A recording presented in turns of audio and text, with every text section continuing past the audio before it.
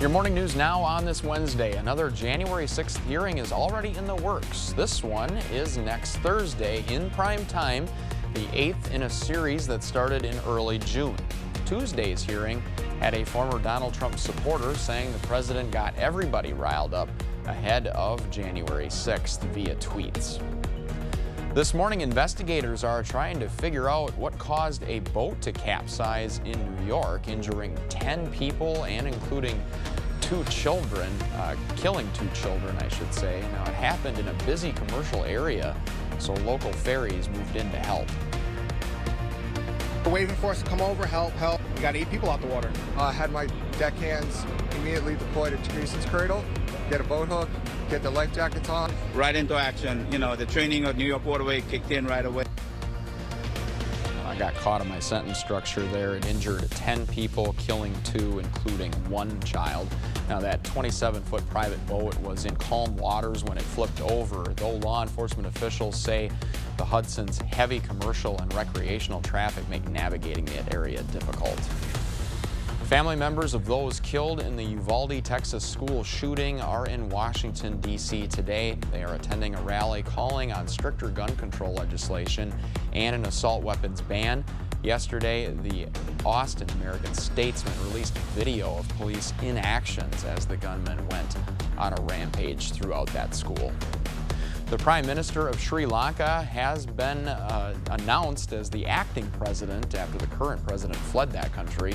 The PM asked the Defense Ministry to declare a state of emergency today. This came after police and protesters squared off outside the PM's office in the capital of Colombo. Protesters broke through security barriers outside the office and clashed with security, some who were in riot gear and gas masks. Wisconsin Governor Tony Evers is ordering flags to be flown at half-staff today in memory of former Juneau County Judge John Romer.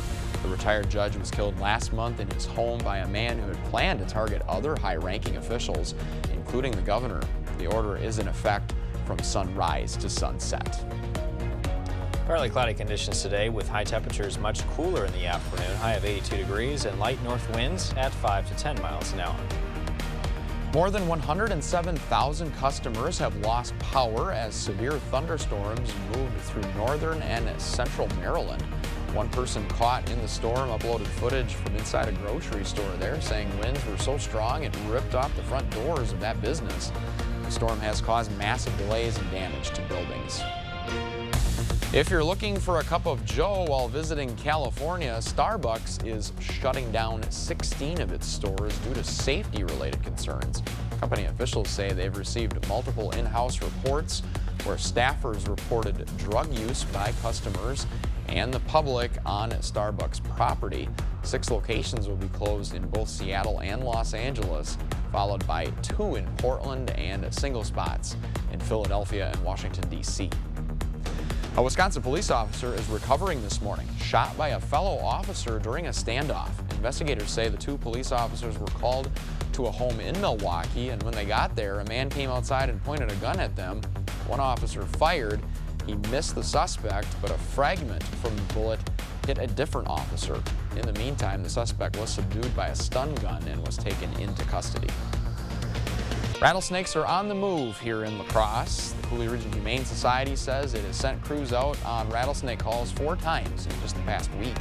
Snakes tend to hide in sheds, garages, and wood piles, and although it may be tempting to take care of a snake yourself, make sure you know what type of snake you're dealing with. If it is a rattlesnake, you'll want to call for help. Rattlesnakes are poisonous and will strike if threatened. The U.S. is still experiencing about 350 COVID deaths per day. The latest CDC data show about 5,100 hospitalizations a day, which is a slight increase from last week, but doubling since early May. The CDC is urging Americans over 50 to get that second booster shot. New protections are in the works this morning for poll workers, at least in Madison. The capital city's mayor announced that anyone who harasses an election official could be smacked with a $1,000 fine. Stiff competition in the crowded field for this year's Primetime Emmy Awards. Succession leads the pack with 25 nominations, and the Korean drama Squid Game is the first non-English series to be nominated in a major category.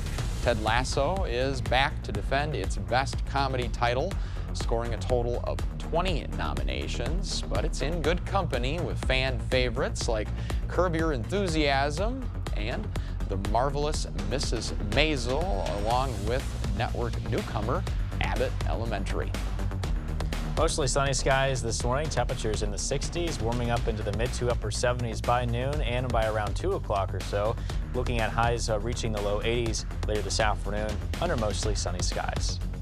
And of course, don't forget to keep up with the news of the day at news8000.com. And of course, Derek and I will be right back with you tomorrow at 5 a.m. CBS Mornings follows us here. We hope you have a great day.